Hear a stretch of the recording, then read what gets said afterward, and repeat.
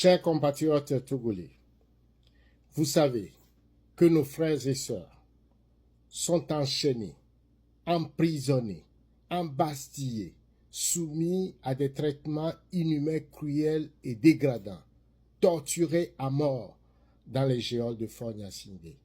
Ils sont soumis à toutes sortes de déshumanisation. Tout le Togo est transformé en une prison à ciel ouvert.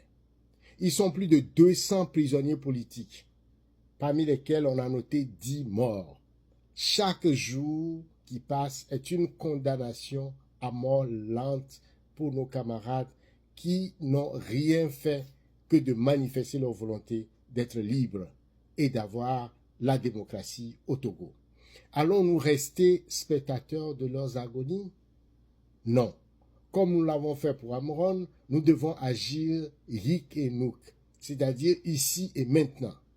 Avec le comité de libération des prisonniers politiques, vous savez que Pyramide a lancé le projet de parrainage des prisonniers politiques pour les soutenir, les protéger, les créer un cordon de solidarité avec eux pour que Fort Gnassingbé ne les isole pas pour pouvoir les exterminer.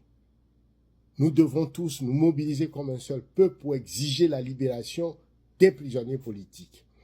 Pour se mobiliser comme un seul peuple, toute la diaspora, tout le peuple togolais, pour aller ouvrir les chaînes de la prison et libérer ces prisonniers politiques qui ne doivent pas être soumis à cette forme de déshumanisation, de torture, et n'est-ce pas, de traitement cruel et inhumain de la part des autorités togolaises, de la part de Fort Gnassingbé, des juges et de tout le système de répression qui les maintient en prison.